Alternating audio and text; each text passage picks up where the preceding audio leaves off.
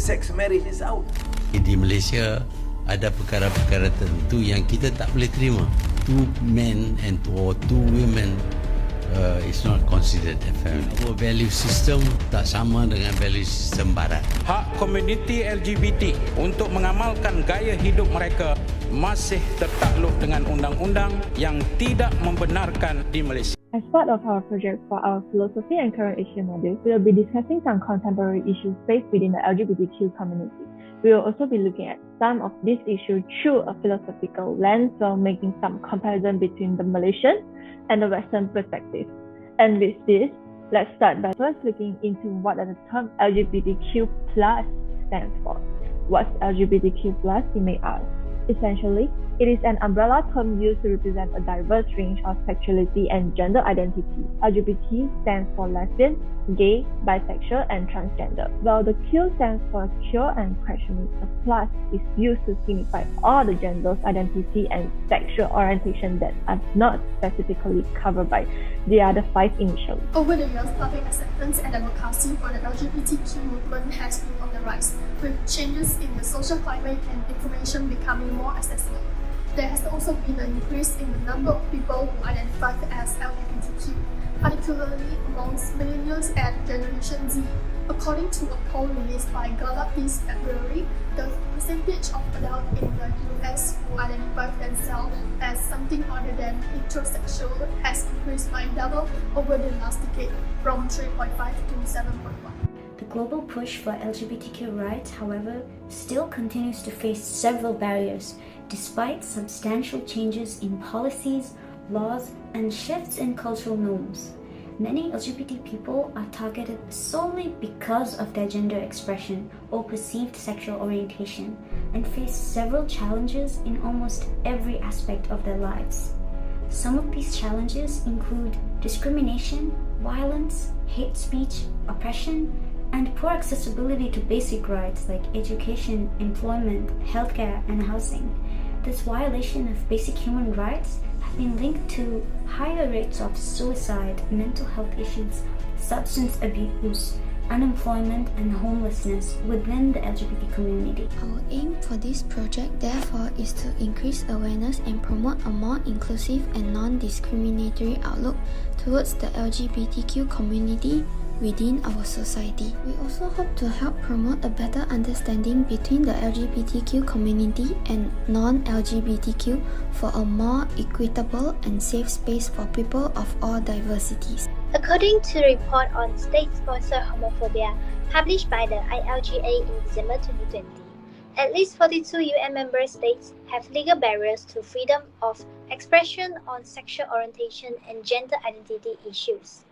Moreover, 69 states continue to criminalize same-sex consensual sexual activity as of December 2020. The legally prescribed punishment of 6 UN member states is the death penalty. In Malaysia, same-sex sexual conduct is prohibited under Section 377 of the Penal Code with a penalty of up to 20 years imprisonment and caning. According to Malaysia's human rights activists, Malaysian courts never actually imposed caning sentences for same-sex conduct before 2018 due to being deemed a form of torture by international law. However, in September of 2018, the Terengganu state carried out a public caning sentence against 2 women accused of attempted same-sex relations. In January of 2021, the Deputy Minister for Religious Affairs in the Prime Minister's Department proposed an amendment to the Sharia Codes Act 355 in response to social media posts celebrating the LGBT community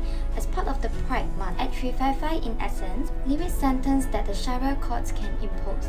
However, the Deputy Minister argued that the current punishment were not harsh enough and proposed that amendments be made so that stricter penalties can be imposed on LGBT people who don't behave accordingly.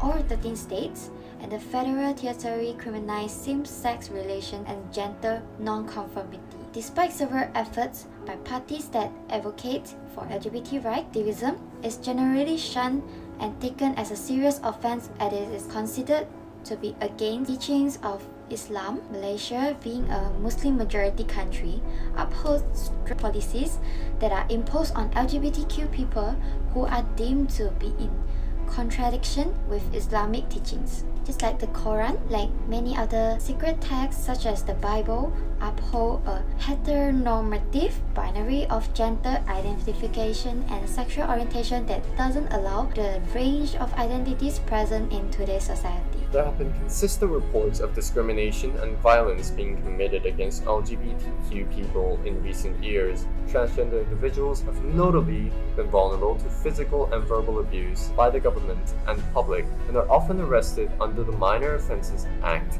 for public indecency and immorality. LGBTQ people and any advocacy for the community are openly condemned by the Malaysian government and often considered to be deviants of society.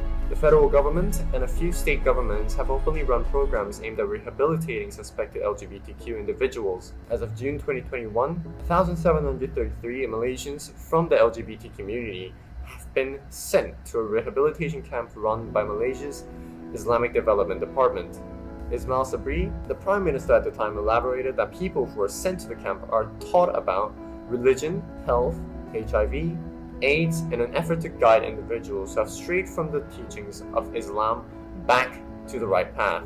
LGBTQ practices and lifestyles are widely believed to be against the order of nature, as reiterated by several Malaysian government authorities and political figures. Conversion therapy is also openly endorsed by government.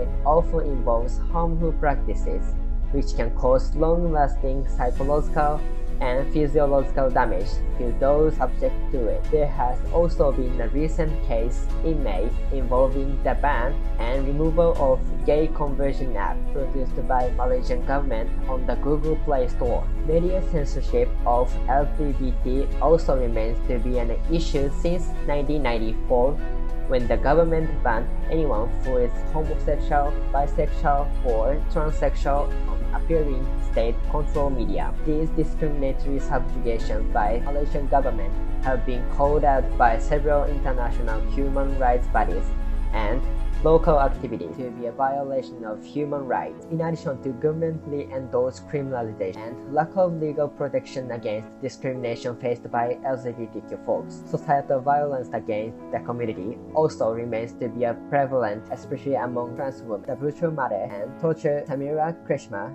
in 2018 is one such example of the horror that trans women are faced with on the daily. Interestingly enough, in ancient times, it was considered a sign of masculinity for men to be attracted to each other. Historically, there have been also several instances of gender non-conformity and gender fluidity in several cultures. Native Americans, for example, embraced gender fluid identities referred to as two-spirits during the pre-colonial times, before Euro-Western cultural traditions enforced the gender binary of male and female. Existentialists believe that sexual attraction is observed rather than created. Social constructionists, on the other hand, argue that an individual's sexuality is a product of social constructs. Regardless of whether one's sexuality is a choice or a natural trait, it does not justify the argument whether that person deserves gay or lesbian rights. It also begs to question of whether different moral standards apply depending on one's reason for engaging sexually with partners of the same gender. It is widely known that discrimination based on religion is generally not acceptable, yet religion is a choice that an individual makes. It then leads us to ask, if choosing to be gay warrants discrimination, since it was an active choice, would discrimination based on religion be acceptable as well? Western countries in recent times are adopting policies that focus on equality among human beings. The status of LGBT rights are considered to be equivalent to that of human rights. Several efforts have been made by agencies within international bodies such as the UN to reform and advance LGBTQ rights. As a Muslim majority country, strict policies are imposed on LGBTQ people who are deemed to be in contradiction with Islamic teachings. Homosexuality is prohibited by Islamic law, deemed to be an immoral offense against the order of nature. LGBTQ folks are considered to be estranged from the right path that is indicated in the Quran. Our methodology for data collection involves distributing survey forms as part of quantitative research to analyze the attitudes and impressions that people have towards the LGBTQ community and its issues. As part of qualitative research, we also carried out interviews with with 2 individuals from the LGBTQ community to analyze some first-hand experiences that reflect the general outlook that people presently have towards LGBTQ individuals. Majority of our survey respondents are under the age of 30, and so reflects the view that Gen Z and millennials have towards the LGBT community. From a sample of 158 responses, we found that 35.4% of our sample identified as LGBT individuals. 26% of them reported being discriminated against at least once in their lives, either by strangers or someone they knew. And while we observed rare instances of hate speech directed towards the community within our forms, our overall responses indicate a growing support amongst the younger generation in the recognition of LGBT rights as a fundamental freedom under basic human rights. Looking at our interviews, first-hand experience from interviewee number 1 reflects a common fear of being disowned by conservative parents. Pre-identity expression within Malaysia still remains to be a problem of concern. However, YouTuber Hisful, our second interviewee, believe that creating educational content could help people to be more understanding and empathetic towards the needs of the LGBTQ community. This is essential if we were able to dismantle the discriminatory system in place against the LGBT community in Malaysia. LGBTQ rights beginning to be widely accepted globally as part of human rights. Discrimination against the community still remains pervasive in Malaysia. Anyone, regardless of their sexual orientation and/or gender identity, can support LGBTQ people. There are several ways to support them and offer allyship. Respect that coming out as LGBT is often a long and difficult journey. Words matter. Social respect and sensitivity to your friends and family by being mindful of their partners or identifier. Being different doesn't mean being in the wrong. Second, participate and help organize events relevant to the community. This not only help affirm and validate people who identify as LGBT, but also help to voice issues within the LGBT community. Number 3, speak up against prejudice. Treat everyone equally like you like being treated. Stand up to anyone who makes homophobic, transphobic, or queerphobic jokes or other crude comments. And lastly, help raise awareness and spread more information related to LGBTQ. Be open to learn about the issues that are important to the LGBTQ communities to get a sense of what it's like to live in their shoes. And with that, we've come to the end of the video. Thank you for watching. If you found this video informational, share, comment, and leave a like to let us know.